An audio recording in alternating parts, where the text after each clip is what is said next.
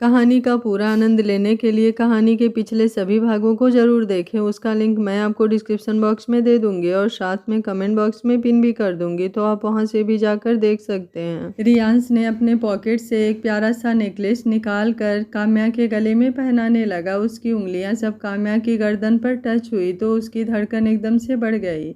Necklace पहनाने के बाद उसने काम्या के गर्दन पर अपने लब रख दिए तो काम्या की पकड़ अपनी साड़ी के पल्लू पर कस गई। वैसे मेरा गिफ्ट कहाँ है? रियांश ने उसे अपनी ओर घुमाते कहा। तो काम्या ने नजरें इधर उधर करते हुए कहा, वो तो अभी नहीं है, मैं भूल गई थी। झूठी, देना नहीं चाहती ना? जो मुझे चाहिए वो तो तुम्हारे पास ही है, रियांश ने उसकी गर्दन में अपने दोनों हाथ डालते हुए कहा। तो काम्या उसे हैरानी से देखने लगी, मानो पूछना चाहती हो कि क्या है। रियांश ने शरारती मुस्कान के साथ अपने अंगूठे से धीरे से काम्या के लबों को छुआ और फिर अपने होठ पर रखकर इशारा किया, जो देख काम्या के चेहरे की रंगत पल में गुलाबी हो गई। वो अपनी नज़रें भी नहीं उठा पा रही थी। हे, आई एम वेटिंग, उसकी ठुड्डी पर हाथ रखकर उसका चेहरा ऊपर करते हुए रियांश ने सर्द आवाज़ में कहा। तो काम्या उसे देखने लगी। प्लीज़, उसने दोबारा कहा और काम्या की ओर झुका तो उसने आंखें बंद कर ली और अपने लब रियांश के लबों पर रख दिए, जिससे रियांश की आंखों में चमक आ गई। काम्या हल्का सा किस करके उससे दूर होती कि रियांश ने उसकी कमर में हाथ डाले उसे और करीब कर लिया और उसे किस करने लगा और काम्या का हाथ पकड़कर उसे गोल गोल घुमाते हुए गाने लगा। तू ही है आशिकी, तू ही है आवारगी, तू ही है जिंदगी, तू ही खुदा, तू इब्तिदा मेरी, तू इंतहा मेरी, तू है मेरी आरज़ू। जहाँ तू ही खुदा, तू मेरे रूबरू, हर शय में तू ही तू। पहली आरज़ू तू ही, जुदा तू ही, आशिकी तू ही, आवारगी तू ही है जिंदगी मेरी। गाना खत्म हुआ। काव्या ने रियांश के कंधे पर अपना हाथ रख लिए और रियांश ने उसकी कमर में एक हाथ लपेट दिया और दूसरा उसके चेहरे पर फेरते हुए रियांश ने उसे चेयर पर लाकर बिठा दिया। तो काम्या ने उसके हाथों को अपने हाथ में लेकर चूम लिया।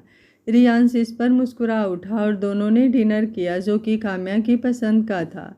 वो अब गद्दे पर आ गए और रियांश काम्या के पास बैठ गया तो काम्या ने उसके इर्द गिर्द अपनी बाहें लपेट दी और अपना सिर उसके सीने पर रख दिया, जो उसकी फेवरेट जगह थी। रियांश ने भी उस पर अपनी पकड़ बना ली और दोनों अपने आने वाली ज़िंदगी के बारे में बातें करने लगे। कुछ देर बाद जब रियांश अकेले बोलता रहा, काम्या की आवाज़ नहीं आई तो उसने अपना सिर नीचे किया। देखा तो काम्या आराम से सो रही थी। रियांश ने मुस्कुराकर उसके माथे को चूम लिया और उसे बाहों में लेकर रूम में आ गया, जो उसने बुक किया था। ये रूम भी हनीमून स्वीट्स की तरह सजा था पूरा। काम्या 2 दिन से बिल्कुल भी नहीं सोई थी, इसलिए रियांश के सीने पर सिर रखकर वो जल्दी ही नींद की आगोश में चली गई और रियांश ने बेचारा सा मुंह लिए एक नज़र पूरे रूम पर डाली, जिसकी सजावट जैसे उसे चिढ़ा रही थी। उसने अपने बालों में हाथ फेरा और हंस दिया। सुबह काम्या अंगड़ाई लेते हुए उठी। बहुत अच्छी नींद आई आज तो, वो खुद में बड़बड़ाई। तभी उसकी नज़र सामने अजीब तरीके से उसे घूरते हुए रियांश पर पड़ी, तो उसने जल्दी से हाथ नीचे कर लिए। गुड मॉर्निंग, वो मुस्कुरा कर बोली, लेकिन रियांश ने मुंह बना दिया। अरे, सुबह सुबह क्या अजीब बिहेव कर रहे हैं आप? काम्या ने उसे देखते हुए पूछा। एक तो हमारी एनिवर्सरी भूल गई और फिर सो भी गई, अब पूछ रही हो अजीब बिहेव कर रहा हूँ? वो बड़बड़ाते हुए बोला। तो सोना नहीं था क्या रात में? काम्या ने आंखें तरेरते हुए कहा तो रियांश ने अपना माथा पीट लिया। ये रूम देख रही हो, 40,000 पर बुक था तुम्हारे सोने के लिए, रियांश ने खींचते हुए कहा। तो और किस लिए था, वही तो पूछ रही हूँ, काम्या ने बड़ी मुश्किल से अपनी हंसी दबाते हुए कहा। सोने के लिए ही था, बस खुश। अब जल्दी से रेडी हो जाओ, घर भी चलना है, रियांश ने हाथ जोड़ते हुए कहा तो काम्या खिलखिलाकर हंस पड़ी। सो स्वीट ऑफ यू, वो उसके गाल खींचते हुए बोली। आउच, क्या कर रही हो? वो उसके हाथ अपने गाल से हटाकर सहलाते हुए बोला। आप ना सच में ऐसे बहुत ज़्यादा प्यारे लगते हो, वो मुस्कुराकर बोली। तुम मुझे परेशान कर रही थी इतनी देर से, रियांश ने अपनी भवें सिकोड़ते हुए पूछा तो काम्या ने हंसते हुए इनकार में सिर हिला दिया। नहीं पता किस लिए रूम बुक किया तो पूछ रही थी, वो एक बार फिर हंसकर बोली तो रियांश ने झपट कर उसे बिस्तर पर गिरा दिया। वो तो कुछ समझ ही नहीं पाई कि वो उसे किस करने लगा। काम्या की आंखें बड़ी हो गई। वो उसको धक्का देने की कोशिश करने लगी तो रियांश ने काट लिया। वैसे सोच रहा हूँ बता ही दूँ, क्यों बुक किया था रूम? रियांश ने उसके चेहरे पर उंगलियां फेरते हुए कहा तो काम्या की सांसें ही अटक गई। उसने जल्दी से रियांश को बगल में धक्का दे दिया। नहीं, हमें घर जाना है ना, बहुत लेट हो रहा है, काम्या ने जल्दी से उठते हुए कहा तो रियांश बेड पर सही से बैठ गया। उसने सोफे पर इशारा किया जहाँ काम्या के लिए ड्रेस रखी हुई थी। रियांश अपनी आंखें बंद किए बैठा था। काम्या कुछ देर बाद बाहर आई। उसने येलो सूट पहना था और रेड दुपट्टा जिसमें वो बहुत प्यारी लग रही थी। उसने देखा रियांश अभी भी वैसे ही आंखें बंद किए बैठा है तो काम्या उसके पास आ गई और उसके बालों में हाथ फेर कर बोली, अंश। आ गई, वो उठते हुए बोला। आई एम सो सॉरी, उसने भरे गले से कहा और उससे लिपट गई।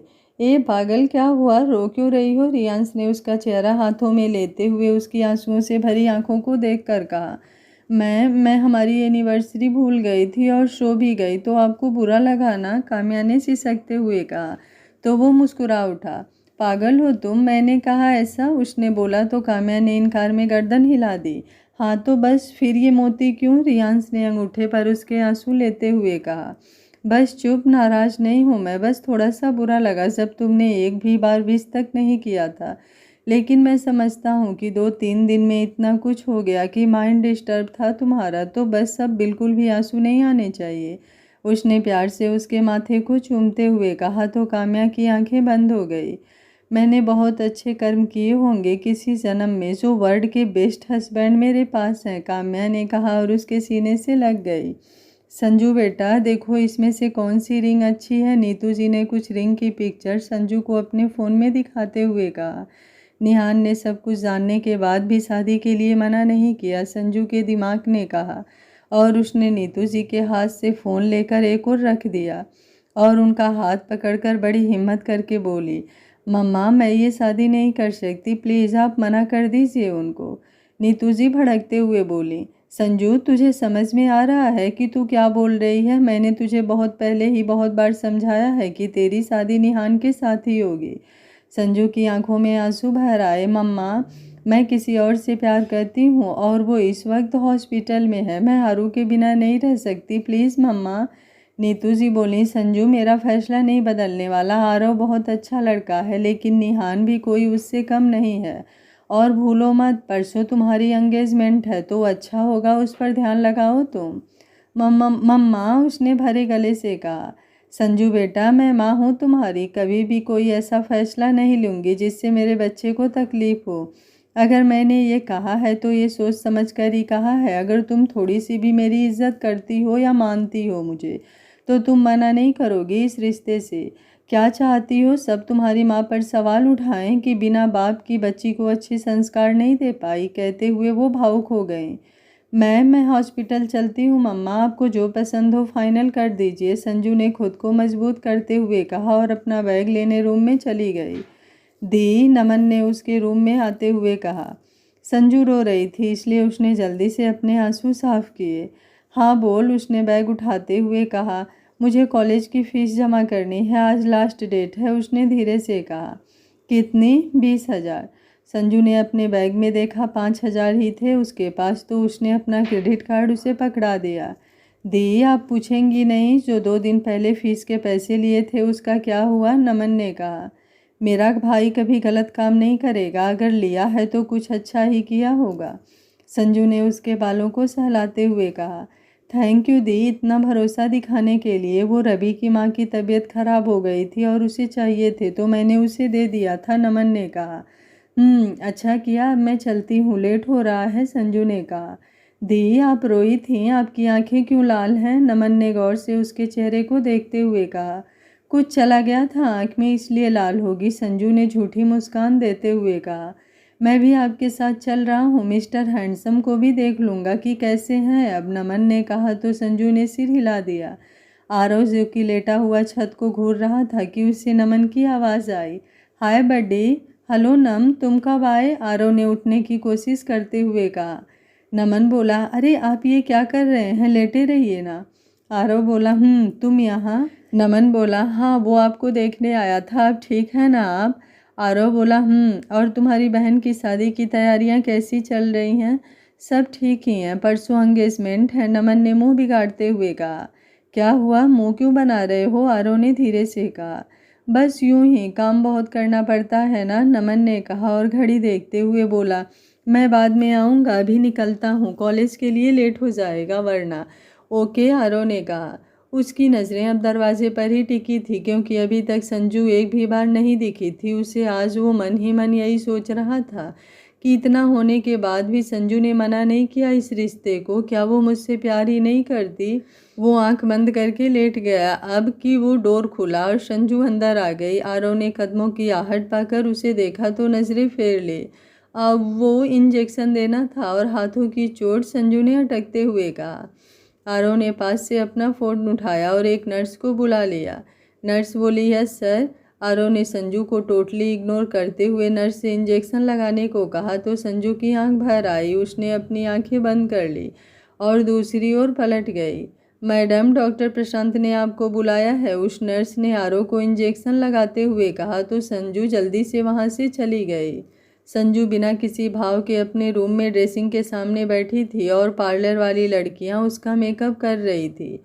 उसने स्काई ब्लू कलर का बहुत ही प्यारा गाउन पहना था और पतले डायमंड का नेकलेस उसके गले में पहना था और उसी से मैचिंग डिजाइन्स के इयररिंग्स भी। बहुत ही प्यारी लग रही है आज दुल्हन तो, काम्या उसके रूम में आते हुए बोली तो संजू फीका सा मुस्कुरा दी। वो रेडी हो चुकी थी तो वो लड़कियां बाहर चली गई। संजू, काम्या ने उसका हाथ पकड़कर कहा तो वो काम्या से लिपट गई। Sanju, are you fine? Kamya ने उसकी पीठ सहलाते हुए कहा। उसने धीरे से कहा। काम्या को नमन किसी काम से बुलाने आ गया तो वो चली गई। तभी खिड़की से कोई कूदा। उसे देख संजू की आंखें हैरानी से फैल गई। उसने जल्दी से दौड़कर डोर बंद किया और उसके सामने आकर खड़ी हो गई। आरव के सिर से खून निकल रहा था चोट से और उसके हाथों और पैरों के घुटने में भी खून लगा था थोड़ा सा। आरू, तू ऐसे क्यों आया? क्यों आया? कितना खून निकल रहा है? तू पागल हो गया है? तुझे हॉस्पिटल में रेस्ट करना चाहिए था ना। संजू की आंखों में आंसू निकलने लगे उसे ऐसे देखकर। वो उसका हाथ पकड़कर बेड तक ले आई और उसे बैठा दिया। वहीं आरव भरी आंखों से उसे देख रहा था। संजू इधर उधर फर्स्ट एड बॉक्स ढूंढने लगी। वो जल्दी से उसके पास आई और बॉक्स खोल उसमें से कॉटन निकालने लगी। उसके हाथ कांप रहे थे। जैसे ही उसने आरव के सिर की ओर हाथ बढ़ाया उसने पकड़ लिया। आरू, प्लीज़ करने दे, बहुत ब्लड निकल रहा है, संजू ने रिक्वेस्ट करते हुए कहा। डू यू लव मी और नॉट? आरव ने पूछा तो संजू उसे देखने लगे। आरू, मुझे दवा लगाने दे, हम बाद में बात करते हैं, पहले मैं ये कर देती हूँ फिर, संजू ने कहा तो आरव की पकड़ उसके हाथ पर कस गई। यू लव मी और नॉट? आरव ने इस बार कुछ सख्ती से पूछा तो संजू नजरें चुराते हुए बोली, इन सब का कोई मतलब नहीं है अब। इधर देख और बोल कि तू खुश है। आरव ने उसके दोनों गालों को हाथ से दबाते हुए अपनी और उसका चेहरा करके पूछा, जवाब चाहिए मुझे अभी। संजू अब उसकी आंखों में देखने लगी जिसमें उसके लिए बेइंतहा मोहब्बत दिख रही थी और एक तड़प भी। संजू के आंसू देख उसने अपना हाथ हटा लिया। नहीं रह सकती तेरे बिना, लेकिन मजबूर हूँ, मम्मा ने अपनी कसम दी है, तू तो मेरी ज़िंदगी है, तेरे अलावा किसी और के बारे में मैंने आज तक नहीं सोचा। मैं भी तुझे उतना ही प्यार करती हूँ जितना कि तू मुझे। आरू, ऐसा क्यों होता है कि मोहब्बत और परिवार में से किसी एक को चुनना पड़ता है? कैसे छोड़ दूँ अपने इस परिवार को जिसने मुझे आज तक अच्छी लाइफ दी? कैसे मम्मा की कसम को तोड़ दूँ? तू प्लीज़ मुझे समझने की कोशिश कर यार, एक बार भूल जा मुझे, क्योंकि अब कुछ नहीं हो सकता। अपनी लाइफ अच्छे से स्टार्ट कर जैसे तू हमेशा रहता था पहले। प्लीज़ आरू, मैं तुझे ऐसे नहीं देख पाती, बहुत तकलीफ़ होती है कि इसकी वजह मैं हूँ। काश कभी वो फीलिंग्स मैं तुझे बताती ही नहीं तो ये नहीं होता और ना तू आज जिस हाल में है वो होता। हम बस पहले की तरह ही रहते। क्यों हुआ ये इसका एहसास मुझे तेरे लिए जब हमें साथ ही नहीं होना था तो। उसके गालों पर हाथ लगाते हुए, आरू तू बहुत अच्छा है, तू मुझसे बहुत बेहतर पार्टनर डिजर्व करता है, भूल जा मुझे, मैं शायद तेरे लायक ही नहीं हूँ। वो उसके दोनों हाथों को अपने हाथ में भर कर बोली, मुझे सिर्फ मेरी संजू चाहिए, मेरे इश्क की आरज़ू तू है, सिर्फ तू, आरव ने कहा और संजू को अपनी बाहों में भर लिया। संजू ने भी रोते हुए उस पर अपनी पकड़ कस दी। तुझे भरोसा है ना मुझ पर? वो उसका चेहरा हाथों में भर कर उसे खुद से अलग करके बोला। खुद से भी ज़्यादा, संजू ने कहा। तो विश्वास रख, आंटी की दी हुई कसम भी नहीं टूटेगी और हमारी शादी भी होगी। मैं उन्हें कैसे भी करके मना लूँगा, लेकिन तुझे खुद से दूर नहीं जाने दूंगा, उसके लिए चाहे कुछ भी क्यों ना करना पड़े। हमारी शादी पेरेंट्स की मर्जी से ही होगी और तय डेट पर ही। बस अब ये रोना बंद कर, उसने प्यार से उसके माथे को चूमते हुए कहा। मम्मा सच में मान जाएंगी आरू? संजू ने हैरानी से कहा तो उसने हाँ में सिर हिला दिया। संजू संजू बेटा बाहर आ, सारे गेस्ट आ चुके हैं, नीतू जी ने दरवाज़ा पीटते हुए कहा तो वो हड़बड़ा गई। मम्मा वो मेरी ड्रेस पर पानी गिर गया था तो मैं सुखा रही थी ड्रायर से, बस 10 मिनट, संजू ने बहाना देते हुए कहा। तू भी ना, एक काम ढंग से नहीं होता। अच्छा दरवाज़ा खोल, उन्होंने कहा। तो संजू अब आरव को देखने लगी। आरव ने धीरे से उसे कुछ कहा तो वो गुस्से से उसे देखने लगी। अरे बोल ना, आरव ने उसे हिलाते हुए कहा। संजू, उन्होंने दोबारा आवाज़ दी। मम्मा वो मैंने निकाल दी है ड्रेस, अभी ऐसे ही हूँ, आप चलो मैं आती हूँ, संजू ने कहा तो वो जल्दी आना बोलकर चली गई। आरव संजू को एकटक देख शरारत से हंस रहा था, जिस पर वो अपनी आंखें छोटी कर उसे घूरने लगी। संजू ने अब तक उसका फर्स्ट एड कर दिया था। वैसे सच में भी तू ड्रेस? आरव ने हंसते हुए इतना ही कहा था कि संजू ने उसकी बाह पर मारना शुरू कर दिया। बेशर्म, फ्लर्टी, निर्लज्ज, संजू और न जाने क्या क्या बक रही थी और वो खुलकर हंस रहा था। आज इतने दिनों बाद आरव ने उसे खींच लिया, जिससे वो उसके ऊपर आ गिरी। वो एकटक आरव को देखने लगी। अब दोनों का चेहरा बहुत करीब था। आज तो बड़ी हॉट लग रही है, आरव ने उसके चेहरे पर उंगली चलाते हुए कहा। तो संजू का जैसे गला सूझने लगा। उसने आरव की टी शर्ट को कसकर पकड़ लिया। मैं किस नहीं करने वाला, तू चाहे तो कर सकती है, आरव ने उसके कान में धीरे से कहा तो संजू जैसे नींद से जागी। उसने आरव पर गुस्से भरी नज़र डाली और हटने लगी उसके ऊपर से, तो आरव ने उसकी कमर में हाथ लपेट करीब कर लिया। छोड़ मुझे, वो नाराज़गी से बोली। ऐसे कैसे? पहले किस कर, इतने दिन से कितना परेशान कर रखा है, सिर फूटा वो अलग, आरव ने कहा तो संजू के लब मुस्कुरा दिए। आरव ने दूसरा हाथ उसकी गर्दन के पीछे करके उसका चेहरा और करीब कर लिया तो संजू ने उसके होठों को लॉक कर दिया। दोनों की ही आंखें नम हो गई थी और वो दोनों एक दूसरे को महसूस करने लगे। कुछ देर बाद वो अलग हुए तो दोनों के चेहरे पर एक सुकून भरी मुस्कान थी। संजू ने जैसे ही डोर खोला, काम्या सामने खड़ी थी। चल अब, उसने कहा तो संजू मुस्कुराकर उसके साथ बाहर आ गई जहाँ पार्टी थी। वो दोनों सबके बीच आ गई। क्या बात है, कुछ ज़्यादा ही खुश लग रही है तू तो इस एंगेजमेंट से, और इतना ब्लश क्यों कर रही है, काम्या ने उसके कान में कहा। तो संजू ने उसे कोहनी मार दी। चुड़ैल बन मत, मुझे पता है तूने ही उसे यहाँ बुलाया था, संजू ने कहा तो काम्या के चेहरे पर शैतानी मुस्कान आ गई। थैंक यू, संजू ने उसका हाथ दबाते हुए आंखों से ही कहा तो काम्या ने उसके गाल पर अपना हाथ रखकर कहा, कैसे ना करती, तेरी खुशी जो है वो। वाह, आज तो मेरी बहू बहुत प्यारी लग रही है, रीता जी ने संजू को देखते ही कहा तो सबकी नज़रें संजू पर चली गई। नीतू जी भी उसे देख मुस्कुरा दी और काम्या उसे लेकर स्टेज पर चली गई। जहाँ निहान था उसे देखते ही संजू ने नज़रअंदाज कर दिया और सामने देखने लगी। संजू सॉरी, पर मेरी हिम्मत नहीं हो रही थी मम्मी पापा से मना करने की, सब बहुत खुश थे, निहान ने धीरे से कहा। लेकिन संजू ने कोई रिएक्ट नहीं किया। काम्या ने अंगूठी की थाल लाकर उन दोनों के सामने कर दी। निहान बेटा, संजू को रिंग पहना दो, रीता जी ने कहा तो निहान ने हाँ में सिर हिला रिंग उठा ली और संजू का हाथ पकड़ लिया। लेकिन उसका हाथ देख सब हैरान रह गए क्योंकि उसमें पहले से ही रिंग था। संजू ने जब देखा तो थोड़ी देर पहले की घटना याद आ गई। आरव ने अपनी पॉकेट के हाथ से डाल एक छोटी सी डिब्बी निकाली और उसमें से रिंग निकाल संजू का हाथ पकड़ उसकी उंगली में पहना दी। आरू, ये क्या है, मैं बाहर क्या बोलूँगी, संजू ने परेशान होते हुए कहा। हमारी एंगेजमेंट, और अब क्या बोलना है क्या नहीं तू जाने, उसने कहा और संजू के हाथ पर किस कर लिया। अब जा तू, मैं भी चलता हूँ, आरव ने मुस्कुराकर उसके लबों को अपने लब से छूकर कहा और खिड़की की ओर बढ़ गया। संजू बेटा, तुम्हारी उंगली में तो पहले से ही रिंग है, रीता जी ने परेशानी से कहा। संजू, इसे निकाल दे, नीतू जी ने कहा तो संजू उन्हें देखने लगे। मम्मा ये बहुत टाइट है, निकल ही नहीं रही थी, संजू ने झूठ बोलते हुए कहा। ला मैं निकालती हूँ, नीतू जी ने कहा और संजू के पास आकर रिंग निकालने की कोशिश करने लगी, लेकिन वो सच में टाइट थी तो निकल नहीं रही थी। मम्मा आराम से, दर्द हो रहा है, संजू ने रोना सा मुँह बनाकर कहा। पंडित जी बोले, अरे जजमान जल्दी कीजिए, मुहूर्त बीता जा रहा है। नीतू जी ने कुछ सोचते हुए कहा, बेटा दूसरी उंगली में ही डाल दो, उसे रहने दीजिए नीतू, बच्ची को तकलीफ हो रही है। उनकी बात से सब सहमत हो गए और निहान ने रिंग दूसरी उंगली में डाल दी तो संजू मन ही मन मुस्कुरा उठी। बेटा तुम भी रिंग पहना दो, नीतू जी ने कहा तो संजू ने रिंग निहान को पहना दी।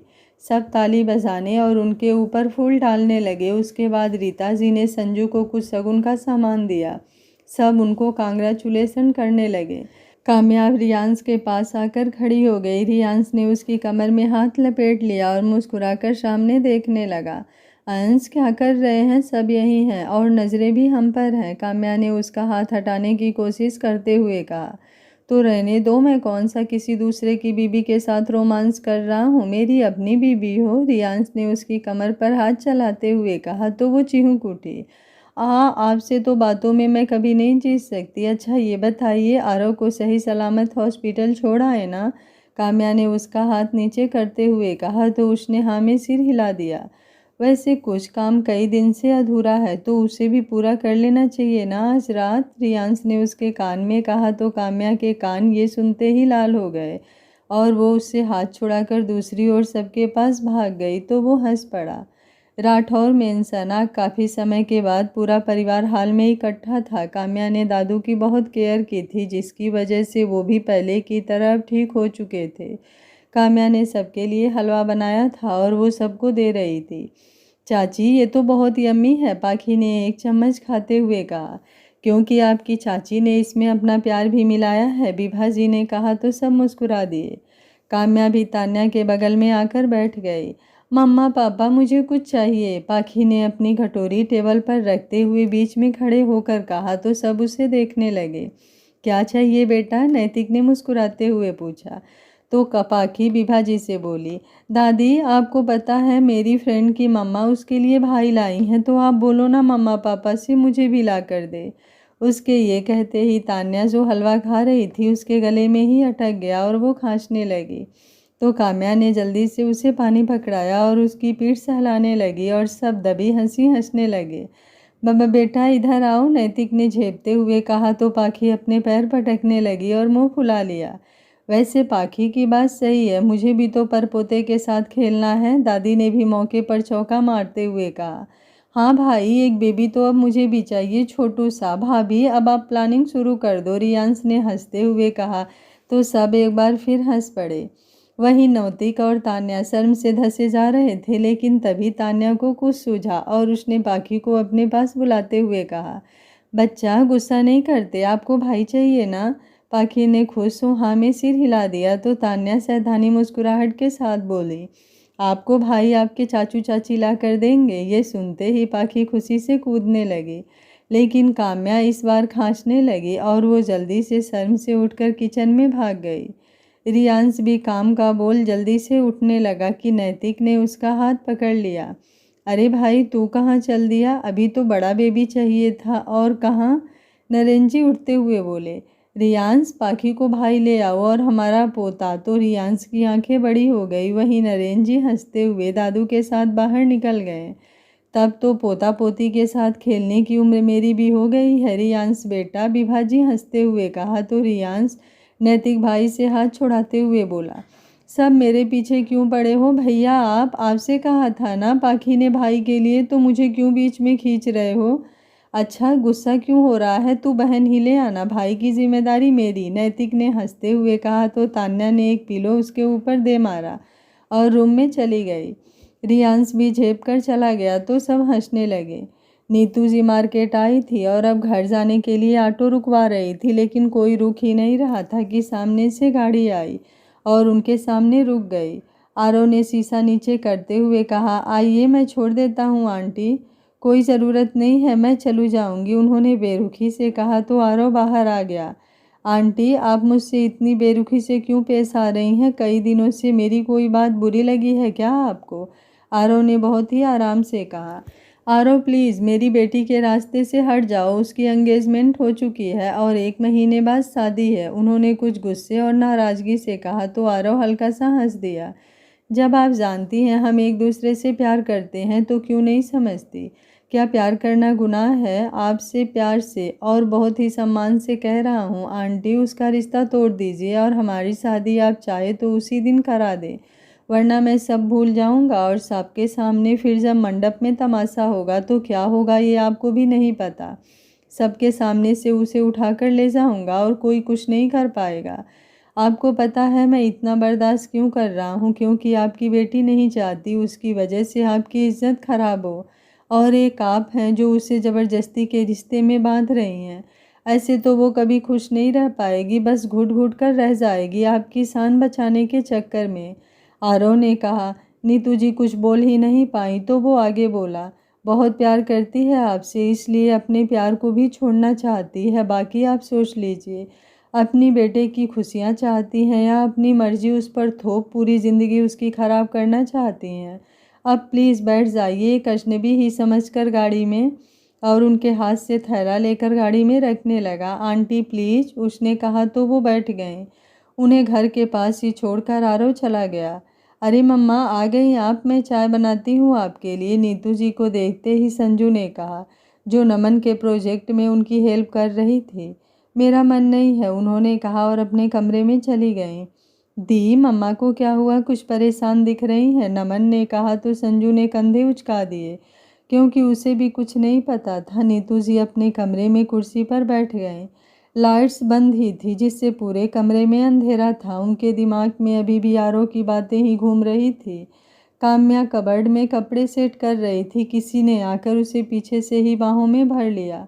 पहले तो वो चौंक गई, लेकिन एहसास होते ही अपने पेट पर रखे रियांश के हाथ पर मारते हुए बोली, ये क्या हरकत है? मैं डर गई थी कि नहीं?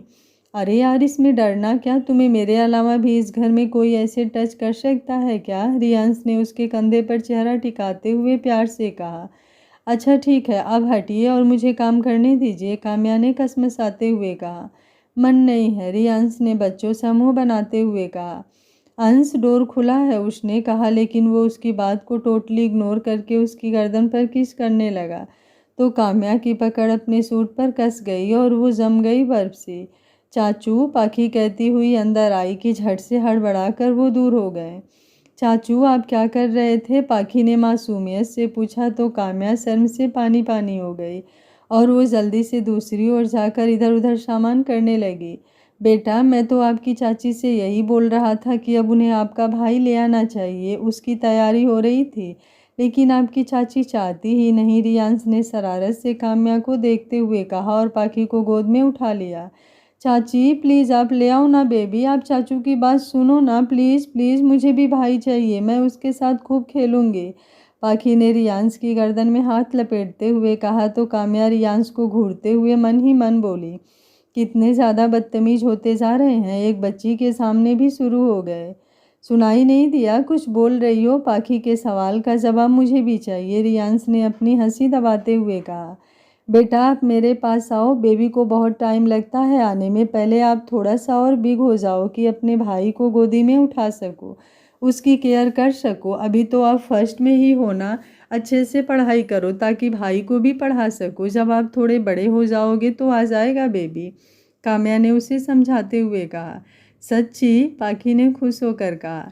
मुच्ची, काम्या ने उसके गाल खींचते हुए कहा और रियांश को घूरते हुए उसे गोद में ले लिया। चलो चाची आपको चॉकलेट सेक देंगी, लेकिन यहाँ क्या हुआ वो किसी को बताना नहीं, या फिर मैं आपके लिए डॉल ले आऊँगी। ओके, काम्या ने कहा तो उसने हाँ में सिर हिला दिया। गुड गर्ल, अब चलो चाचू को किस्सी दो फिर जाना, रियांश ने कहा तो काम्या बोली, नो इन्हें मत देना, मुझे चाहिए। तुम्हें मैं? रियांश ने इतना ही कहा था कि काम्या ने उसकी बाह पर मारना शुरू कर दिया। स्टॉप, आप दोनों कितना लड़ते हो बेबीच के जैसे, पाखी ने गुस्सा करते हुए कहा तो दोनों ही चुप हो गए। मैं दोनों को देती हूँ कहकर उसने दोनों के गाल पर किस कर दिया तो वो मुस्कुरा दिए। अच्छा मुझे काम है तो मैं स्टडी में जा रहा हूँ, थोड़ी देर बाद एक कॉफ़ी भिजवा देना, रियांश ने कहा तो काम्या ने हाँ कहा। वो चला गया तो दोनों बातें करने लगे। संजू ने ब्रेकफास्ट बना दिया था और डाइनिंग टेबल पर लगा रही थी। नमन जाकर मम्मा को देख यार, रूम से बाहर ही नहीं आई अभी तक। उनकी तबीयत तो ठीक है ना? संजू ने नमन से कहा। कहकर वो उनके रूम की ओर बढ़ा ही था कि नीतू जी सामने से आती हुई दिखी। गुड मॉर्निंग मम्मा, नमन उन्हें हक करके मुस्कुरा कर बोला। गुड मॉर्निंग, वो उसके गाल पर हाथ रख कर बोली। अरे आइए भी आप लोग, सब ठंडा हो रहा है। और मम्मा, आप बस अपने बेटे को ही प्यार करती हो ना, मुझे तो कभी नहीं, संजू ने शिकायत करते हुए कहा। नमन जीभ निकाल कर उसे चिढ़ाते हुए बोला, वैसे भी आप बहुत जल्द जाने वाली हो निहान जीजू के पास, उनके घर, तो उन्हीं से प्यार की शिकायत करना। मम्मा के पास तो मैं ही रहूँगा, है ना मम्मा? निहान का नाम सुन संजू की नज़रें झुक गई और वो भीगी आंखों से बोली, आप लोग खा लीजिए, मुझे लेट हो रहा है। नमन हंसकर बोला, क्या बात है, आज तो बिना लड़े ही मान गई कि मम्मा मुझे ज़्यादा प्यार करती हैं। अच्छा, तुम्हें भी करती हैं, आप खाना तो खा लो, मुझे सच में लेट हो रहा है, संजू ने कहा और अपना चेहरा दूसरी ओर करके आंखें साफ करने लगी। नीतू जी की नज़र उस पर ही थी, वो उसके हर एक मोमेंट को देख रही थी। वो बैठते हुए अपने पास वाली कुर्सी खींचते हुए बोली, संजू आकर ब्रेकफास्ट कर। मम्मा यार, वो बिना खाए जाएगी ही नहीं, ये तो आपको भी पता है, नमन ने हंसते हुए कहा। तो नीतू जी उसके सिर पर मारते हुए बोली, तू चुप करेगा थोड़ी देर? उन्होंने अब संजू की ओर देखा तो वो बिना कहे कुछ आकर बैठ गई और खाने लगी। नीतू जी के दिमाग में अब बहुत कुछ चल रहा था। वो एक फैसला ले चुकी थी। नीतू जी क्या आरव और संजू के मोहब्बत को समझकर नमन से रिश्ते को तोड़ देंगी। आगे क्या होगा इस कहानी में जानने के लिए कहानी के साथ बने रहिए। अगर आप कहानी का अगला पार्ट जल्द से जल्द देखना चाहते हैं तो कमेंट बॉक्स को अपने प्यारे प्यारे कमेंट से भर दीजिए। उम्मीद करती हूँ कहानी आप लोगों को पसंद आ रही होगी। वीडियो पसंद आ रहा है तो लाइक, शेयर एंड चैनल को सब्सक्राइब करें।